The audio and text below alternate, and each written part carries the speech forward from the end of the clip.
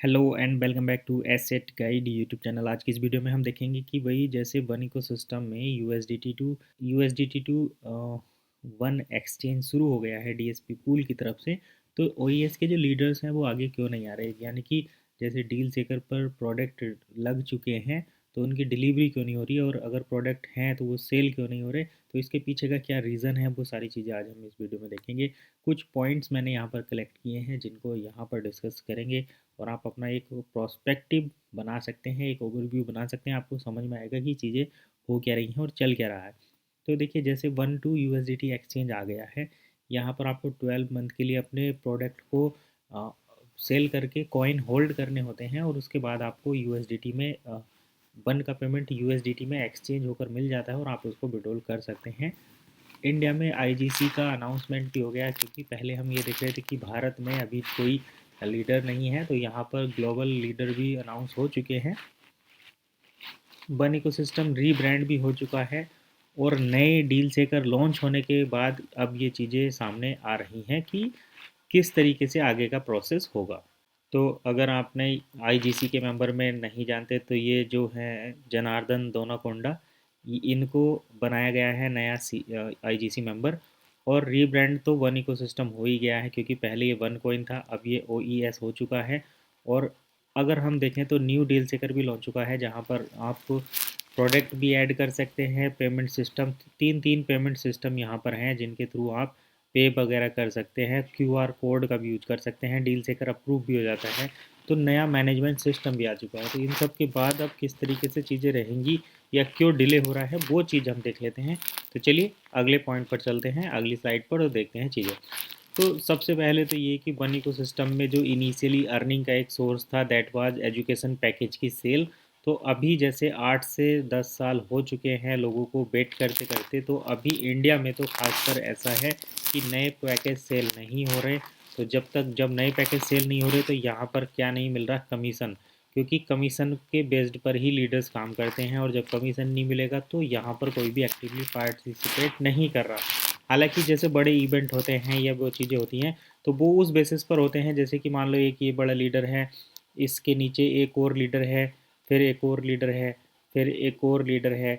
इन्होंने अपने अपने जो है टीम बनाई हुई है। तो यहाँ पर किसी को कोई बड़ी अचीवमेंट मिल गई, तो उसके वजह से यहाँ पर इवेंट हो जाते हैं। लेकिन अभी क्या है कि इस तरीके का कोई काम नहीं हो रहा, क्योंकि इस लीडर के पास तो ऑलरेडी यहाँ पर कमीशन जाता ही है, नीचे से कमीशन जाएगा। तो जब सेल्स का कमीशन जाता है, इनके पास पैसा हो इकट्ठा हो जाता है, तो ये क्या करते हैं, इवेंट कर देते हैं कि इन लोगों को और ज़्यादा मोटिवेशन मिले। तो अभी उस टाइप का कोई काम नहीं हो रहा, इस वजह से यहाँ पर अर्निंग भी नहीं हो रही, तो लोग बाग यहाँ पर पार्टिसिपेट नहीं कर रहे। तो ये एक बड़ा इम्पोर्टेंट पार्ट है कि भाई आपको सेल्स करनी पड़ेगी, तभी यहाँ पर लीडर्स को कुछ कमीशन मिलेगा और इंटरेस्ट जागेगा। अब देखिए, लोग जो हैं वो ऑलरेडी ये मान चुके हैं कि भाई हमें बहुत टाइम हो गया, अब एजुकेशन की ज़रूरत नहीं है, हमें बस अपना रिटर्न जो इन्वेस्टमेंट किया है, चाहे एजुकेशन के नाम पर चाहे लर्निंग के नाम पर, हमें उसका रिटर्न चाहिए। तो लोगों को रिटर्न की रिक्वायरमेंट है, इसलिए यहाँ पर अभी लीडर्स जो हैं वो रिटर्न, क्योंकि लीडर्स ने कहीं ना कहीं लोगों को ज्वाइन कराया है। जब उनसे पूछते हैं कि भाई आप क्या कर रहे हैं, क्या हो रहा है हमारे फंड का, तो लीडर्स के पास कोई आंसर नहीं रहता और ये अल्टीमेटली सॉल्यूशन निकल जाता है।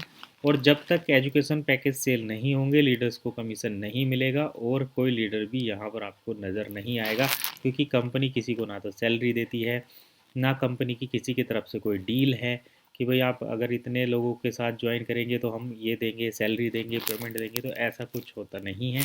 तो उस वजह से ये चीज़ें हमें यहाँ पर देखने को नहीं मिल रही हैं।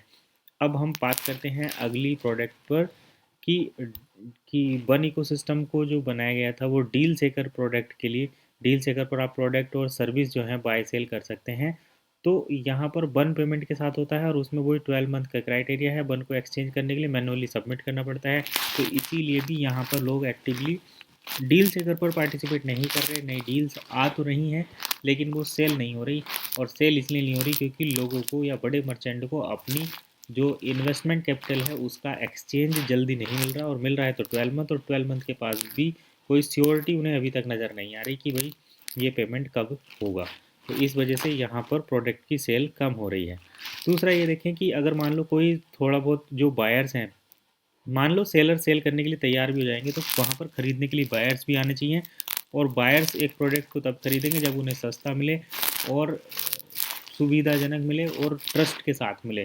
तो जैसे मान लो एक अमेज़ोन का कस्टमर है, वो अमेज़ोन से प्रोडक्ट परचेज़ करता है, तो उसको अगर आप कहेंगे कि भाई डील सेकर से ये प्रोडक्ट परचेज़ कर लो, तो पहली बात तो उसके लिए बड़ा टफ हो जाएगा कि वो अमेज़ोन को स्विच करके डील सेकर पर जाए या फ्लिपकार्ट को स्विच करके डील सेकर पर जाए।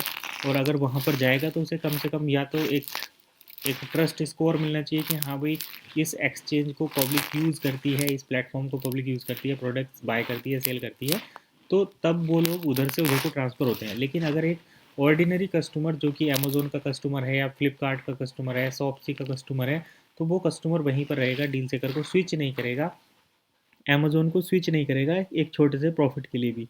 हाँ, अगर आपको बड़ा डिफरेंस नज़र आए या फिर आप जो आईएमए हैं वन इकोसिस्टम के जिनके अपने कॉइन हैं, तो वो अपने कॉइन को अगर यूटिलाइज़ करेंगे तो वही यहाँ पर कस्टमर बनेंगे, स्टार्टिंग में वही प्रोडक्ट को यहाँ पर बाय करेंगे। तो पहले उनसे होगा, प्रोडक्ट सस्ता मिलना चाहिए तो वो उधर को जाएंगे, इस तरीके से यहाँ पर हो जाएगा। लेकिन जो एग्जिस्टिंग कंपटीशन है उसको ओवरकम करना बड़ा एक डिफ़िकल्ट चैलेंज है, क्योंकि ये जो अमेज़ोन, फेसबुक, फ्लिपकार्ट या क्योंकि फेसबुक भी अब शॉपिंग मॉल की तरह काम कर रहा है, तो इन वेबसाइट के जो ओनर हैं वो भी काफ़ी अच्छी एक मार्केटिंग स्किल्स रखते हैं, तो उनको कम्पीट कर पाना इतना ईजी नहीं है। तो कंपनी जो है वो पीपल जो हैं, जो लीडर्स हैं, जो मेंबर्स हैं, वो सब सोच रहे हैं कि भाई कंपनी खुद कोई डील लेकर आए जिससे कि प्रोडक्ट सेल हों, लोगों का पैसा आए, कंपनी को पैसा मिले। और यहाँ पर लोग ये सोच रहे हैं कि भाई कंपनी कुछ काम करे तो हम एक्टिवली पार्टिसिपेट करें। जैसे कि डील सेकर पर आपको प्रोडक्ट ही सेल करने हैं, तो उस प्रोडक्ट को पहले कहीं ना कहीं वो प्रोडक्ट जो है पहले कहीं ना कहीं कंपनी उसका रिफंड दे या कंपनी उसका एक्सचेंज दे। इस ये जो मेरे हिसाब से तो जो 12 मंथ का टाइम है, इसको बिल्कुल ख़त्म कर देना चाहिए। इसको 0 डेज करना चाहिए। 0 डेज में जब प्रोडक्ट का पेमेंट मिलेगा मर्चेंट को, तो यहाँ पर नए मर्चेंट आएंगे और मर्चेंट भी इन्फ्लुएंस होकर आएंगे और वो डिस्काउंट भी देंगे, तो तब जाकर ये चीज़ें चल सकती हैं। तो अभी क्या हो रहा है यहाँ पर, कंपनी तो सोच रही है आईएमए कुछ करें और आईएमए सोच रहे हैं कि कंपनी कुछ करे। तो ये एक म्यूचुअल डिपेंडिंग हो रही है कि company is dependent on IMA and IMA are dependent on company. जबकि कंपनी ये चाहती है कि ये भी इंडिपेंडेंट हो और आईएमए चाहते हैं कि कंपनी ही करे। तो आईएमए तो हमेशा चाहेंगे कि भाई कंपनी कुछ करे और कंपनी को कुछ करना चाहिए इनिशियली, तभी जाके यहाँ पर सक्सेस होगी। लेकिन अगर कंपनी कहेगी कि भाई आईएमए कुछ करते रहो, करो तभी होगा, तो ऐसा न तो नहीं है, है ना। कंपनी को ही कुछ करना पड़ेगा तभी कुछ हो सकता है, अदरवाइज ऐसे ही वेट करते रहिए और वेट ही करते रहेंगे और कुछ होने वाला नहीं है। तो वीडियो कैसी लगी कमेंट करके ज़रूर बताइए। मिलते हैं नेक्स्ट अपडेट के साथ।